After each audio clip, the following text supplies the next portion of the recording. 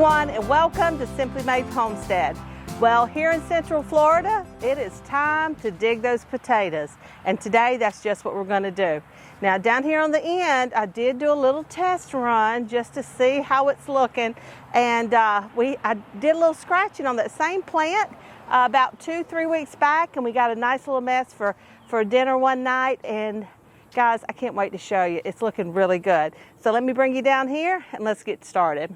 All right, see, this is the one that we had already dug on or scratched around on, what it's called scratching. And we'd already pulled out a nice little mess of potatoes and out of that one plant, guys. And then we just dug up the rest of these. So we're gonna put them in this cardboard box. Look at that. That is a nice little mess from that one plant. And so let's. Why are we going to put them in this box? Because flavor matters. That's what it says on the box. Yes. Well, it's cardboard. And then the potatoes, they don't like moisture. So they'll stay nice and dry. Pull that plant up, babe. You might want to move that box over some so you don't get, you want to shake all the dirt off. We don't want to wash them. We want to leave them and let them dry by themselves. So we're going to put them in that box. And we're just going to continue on here. Now, if you haven't seen our video on how to prep or how to plant potatoes, I'm going to link that playlist at the end of this video for you.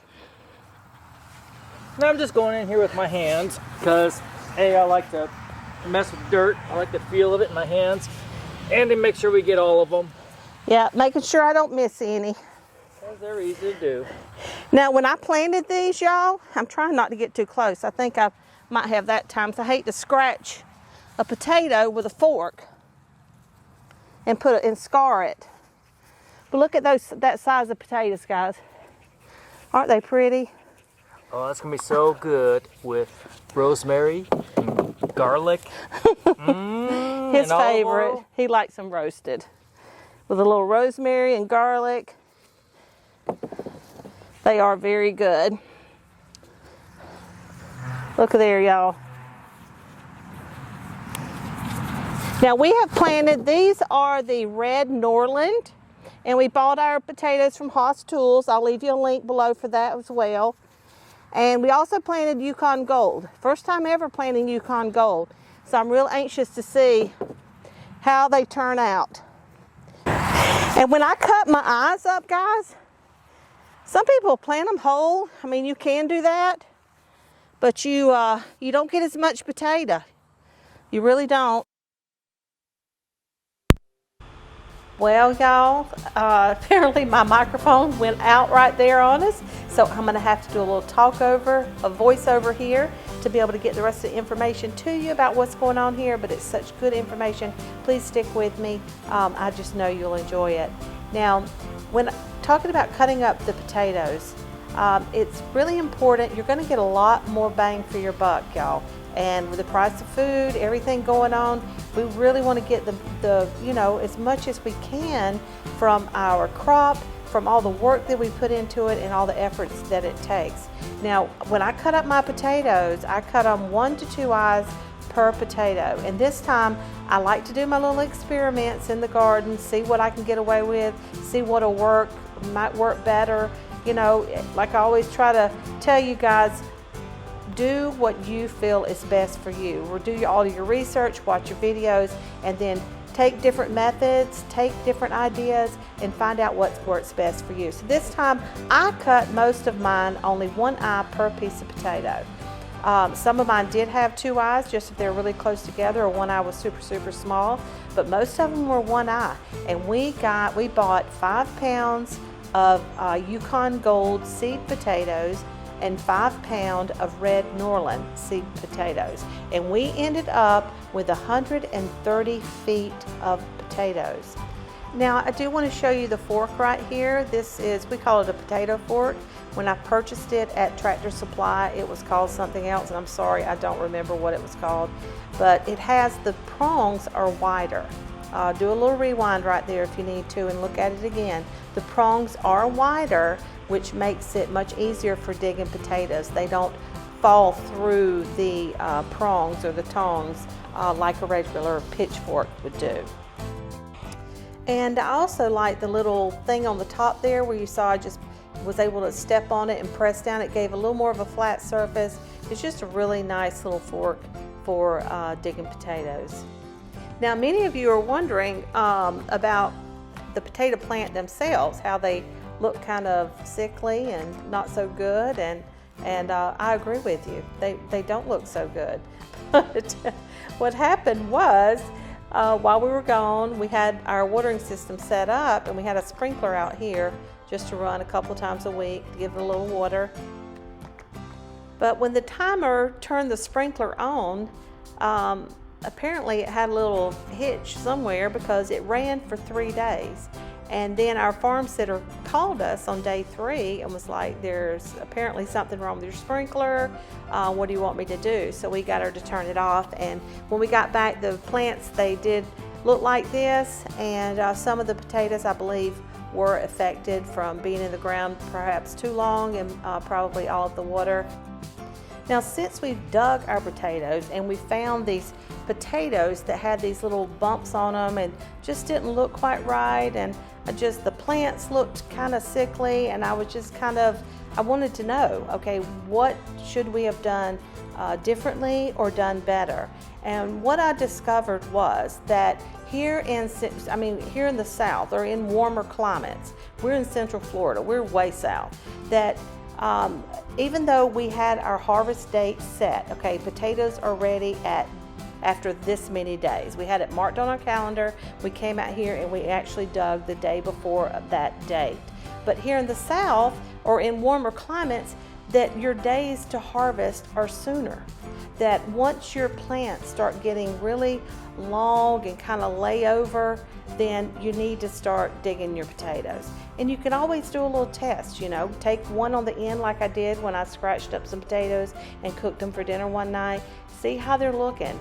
And guys, I'm telling you, I won't wait until harvest day or until the number of days it says for that particular potato anymore. When I see my plants nice and long and start laying over, I'm going to dig them next year.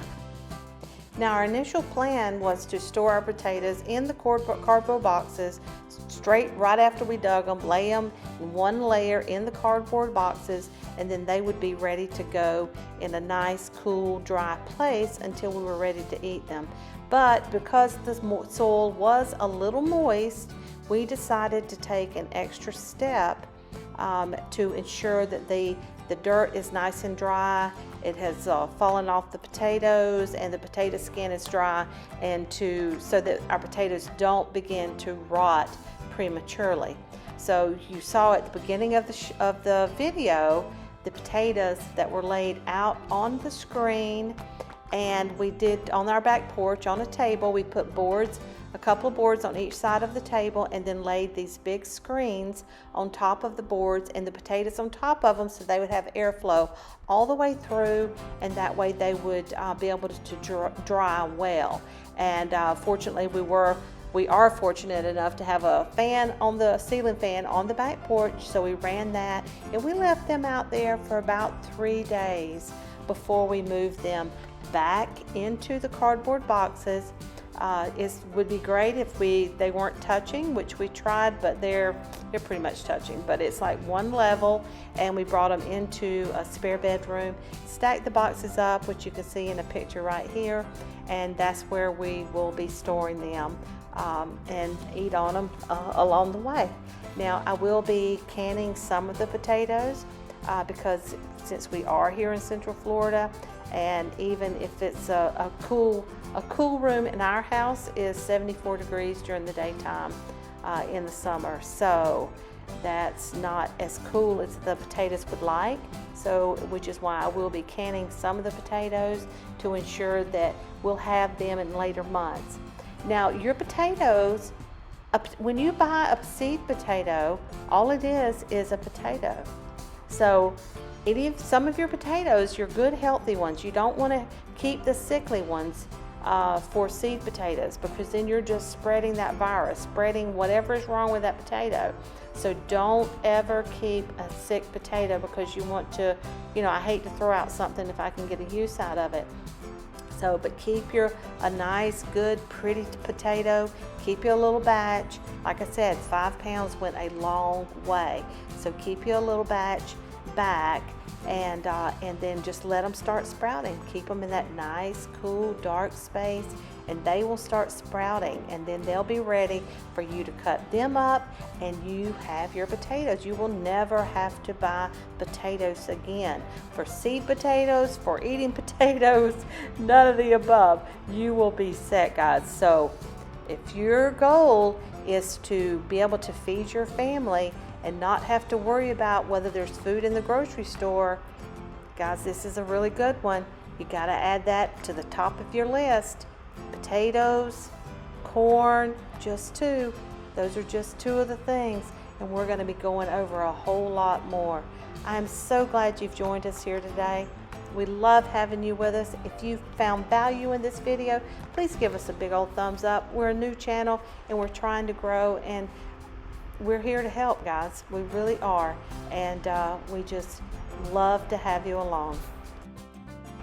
Now here we jumped over and dug up some of the Yukon Golds on the little piece of the row. Remember I said we had 130 feet? Well, we had 4 rows that were 30 feet and a little 10 feet over here of extras that we had. We only dug the 2 rows on this day because that's all the space we had for letting them dry.